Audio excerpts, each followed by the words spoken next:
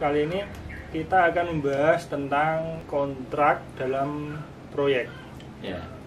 Kontrak dalam proyek itu dalam kerjasama antara dalam proyek konstruksi bangun rumah itu biasanya ada macam-macam kontrak. Ya. Itu biasanya yang umum di lapangan tuh modelnya gimana? Iya.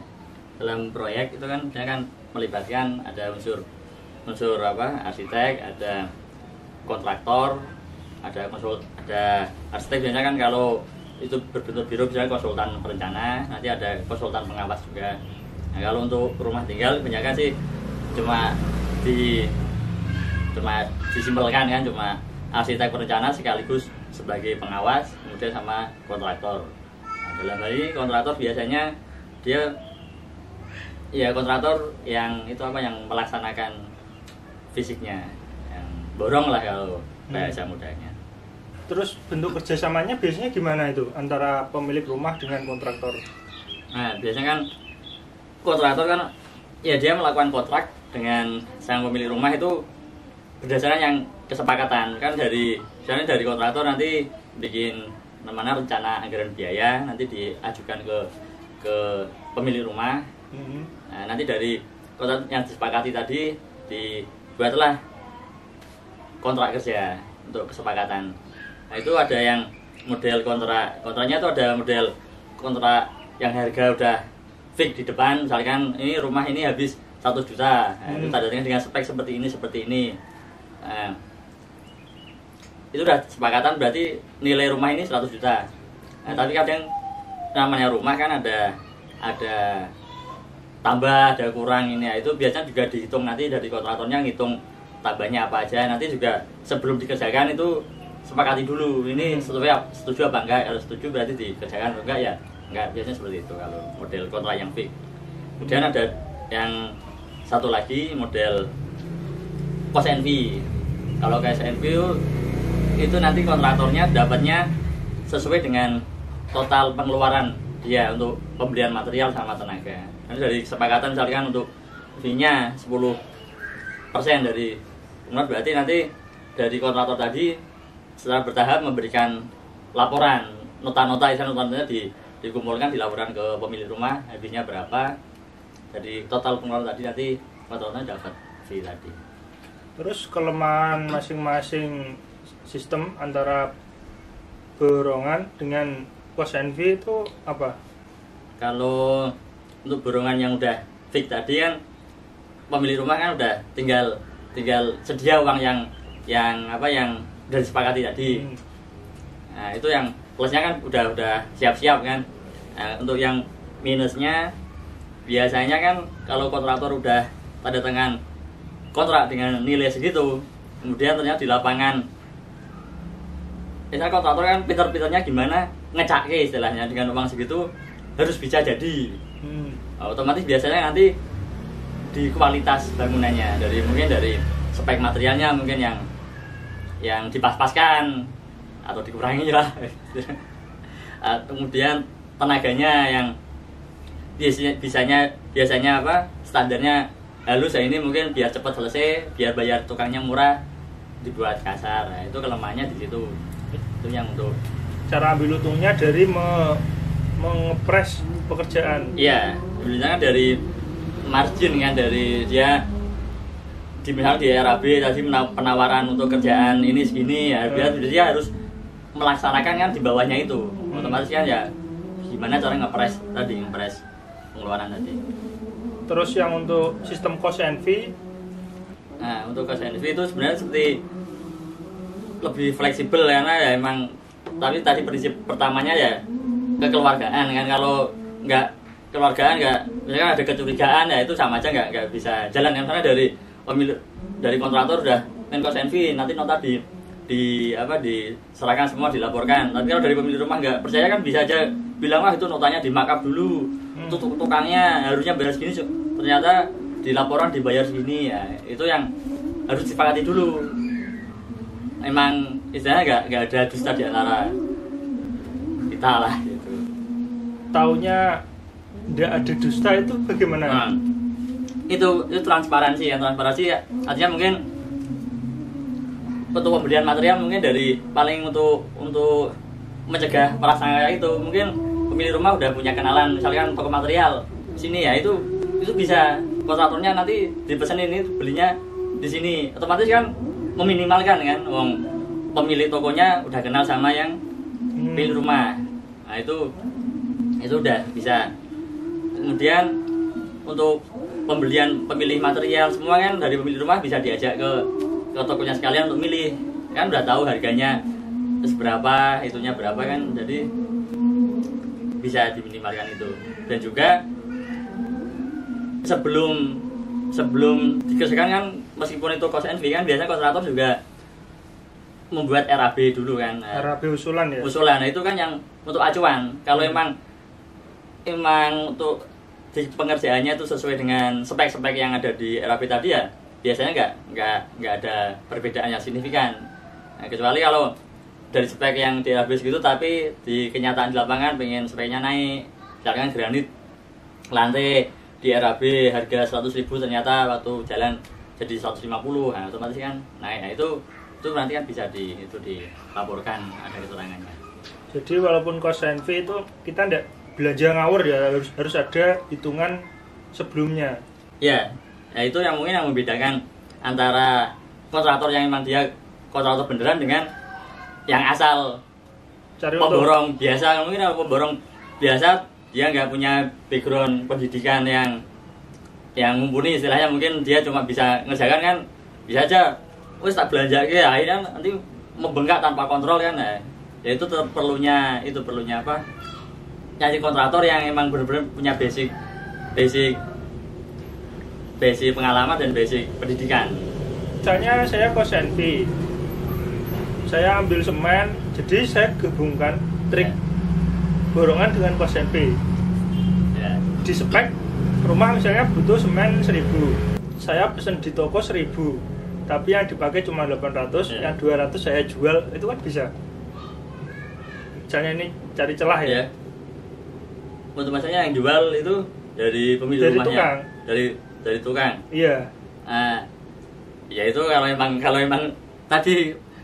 niatnya, jadi bukan kita sudon berusaha, tapi bagaimana cara pemilik rumah bisa mengontrol hal seperti itu. Itu sebenarnya kalau kontraktor tadi udah dari awal tadi udah punya basic background pengalaman dan background pendidikan, itu kan kita di RAB kan itu juga ada bisa di breakdown kan untuk pembelian materialnya. Nah, dari pembelian material, kebutuhan material kan udah ketahuan semen habis berapa sak, pasir berapa kubik, besi berapa, itu nanti ada misalnya pekerjaan fondasi ini habis berapa sak, otomatis kan kalau emang kontraktor tadi nggak penyelewengan tadi kan pasti nggak terlalu jauh itu perbedaannya. Jadi tetap masih bisa itu, masih kalau emang ternyata bedanya overnya gede ya, itu emang harus dicurigai. Apa kontraktor harus punya orang di dalam proyek gitu? Apakah itu merupakan suatu solusi? Ya biasanya seperti itu, dari pemilik rumah nanti dia punya wakil untuk di lapangan, biasanya seperti itu juga ada. Untuk ngawasi berarti. Untuk ngawasi ya, apakah ada penyelewengan apa enggak. Tapi kalau enaknya cost and fee ya, tadi kita pemilik rumah itu seperti membangun rumah sendiri gitu. Jadi pasti sesuai yang diinginkan. Spek kayak keramik cat milih sendiri speknya kan beda. Kalau kontraktif tadi borongan kan dari pemilik rumah juga bisa seenaknya. Mungkin pengen gini ya, pasti nanti ada crash di akhir proyek, pasti ada trudel lah istilahnya. Ini saya mau tanya masalah angka, mungkin agak tabu. Ya, yang umum terjadi biasanya kalau untuk kontrak borongan, itu normalnya, wajarnya itu kontraktor ambil berapa persen kalau borongan? Kalau borongan itu biasanya ya minimal 15% lah, mungkin 15 sampai 20 sampai 25. Nah, kenapa itu sebenarnya segitu? Sedangkan untuk cost and fee biasanya itu lebih rendah, mungkin 10% udah berani. Ya, itu bedanya di resiko tadi kan. Biasa kan high risk high return kan, kayak gitu kan. Semua bisnisnya seperti itu. Dari kontraktor, kalau kontraktor kan dia resikonya kan gede kan, dia pasti udah spelling untuk margin yang lebih tinggi kan. Yang borongan ya. Yang borongan fix tadi ya. Borongan fix kan otomatis dia marginnya pengen untuk mengamankan kan dia ambil yang lebih tinggi. Kalau nanti di pelaksanaan ternyata tombol itu bisa diamankan di situ. Iya, di situ. Kalau yang cost and fee kan udah dia kan aman kan, material semua itu udah dilaporkan, dia juga pakai termin kan. Kalau cost and fee kan modelnya dari pertama dari pemilik rumah kan ngasih termin pertama, saya nanti dibelanjakan, terus bisa dilaporkan, kemudian pertanggungjawaban dari uang yang udah masuk tadi. Nanti setelah itu ternyata udah klop ya minta termin berikutnya, artinya kan aman kan dari kontraktor, jadi dia bisa mungkin fee-nya diminimalkan kan bisa kalau yang untuk cost and fee tadi. Jadi katakanlah kalau cost and fee itu fee-nya 10%, kita bikin rumah 400 juta itu fee-nya itu sekitar 40 juta. Ya. Itu kalau saya sebagai pemilik rumah saya awasin sendiri berarti bisa menghemat segitu ya? Iya. Tapi pada prakteknya, kan kalau yang pemilik rumah kan kalau dengan pengawasan sendiri seperti itu kan dia juga mengorbankan waktu. Mungkin kadang kalau yang emang dia berpikir pengawasan itu dia bukan bidangnya, pasti kan bukan bidangnya kan dia mengeluarkan energi yang lebih gede, itu pasti. Nah, kan lebih dia untung untuk kerja yang sesuai bidangnya, nyari uang sesuai pekerjaan dia untuk mengcover bayari yang tadi. Kan lebih itu sebenarnya lebih ya bisa dikatakan nggak dengan nilai segitu ya relatif, mungkin ada yang menganggapnya gede, ada yang menganggapnya kecil. Kalau yang menganggap kecil ya tadi dia udah punya pekerjaan yang udah sesuai kemampuan dia udah bisa menghasilkan yang jauh lebih gede daripada yang dikeluarkan untuk tadi untuk. Jadi kalau dia didelegasikan tuh pertama dia bisa tetap kerja, dapat uang, dan kedua kalaupun dia maksa terus jadi pengawas dadakan tuh bisa nanti di lapangan dikerjain tukang, bisa. Terus dia tidak ada yang jadi sandaran, ya mungkin dia bisa loss lebih dari 10% ya. Bisa, ya itu makanya dia nggak mungkin kalau emang dia nggak bidangnya, nggak tahu efisiensi, dia nggak tahu kontrol ini udah habis, ini udah berapa persentasenya kan. Kadang kita kalau orang awam, kita melihat rumah udah jadi, udah ada gentengnya, udah tembok udah jadi semua, udah plesteran, udah itu bilangnya udah hampir jadi kan, udah itu 90%. Padahal kalau itu dimasukkan di persentase rinci sesuai RAB tadi itu paling cuma 60%. Baru separuh ya. Itu yang kurang dipahami. Ya. Padahal kenyataannya uang yang paling besar itu di finishing gitu. Ya kadang kan ada orang gitu, daripada saya mahal-mahal bayarin arsitek, mahal-mahal bayarin pengawas, mending itu uangnya dialokasikan untuk material, malah berisiko seperti itu ya. Ya mungkin kalau rumah kita konteksnya rumah kecil, mungkin rumah dengan budget yang pas-pasan, itu mungkin bisa dikatakan bisa. Tapi kalau rumah udah gede, udah 2 lantai, udah itu ya malah nggak jadi efisien, tapi malah ada pembengkakan yang mungkin nggak disadari. Terus kalau misal kita mau ngawasin sendiri, terus nanti misal ada masalah, kita tanya sama orang yang udah ada sangkut pautnya, misal sama arsitek random gitu, tanya sering-seringan juga ndak enak ya. Iya. Beda kalau kita ngerjain menempatkan satu orang, itu bisa kita ajak konsultasi terus gitu. Iya, itu lebih efektif kalau yang. Misalkan kita mau ngirit, kita tanya, ini ada arsitek online gitu. Mas, ini mau tanya ini kolomnya segini gimana gitu. Nggak bisa ya. Nah, itu enggak, itu pasti kan problemnya kan beda-beda kan, di setiap proyek itu kan ada masing-masing problem. Jadi enggak bisa. Jadi seperti itu,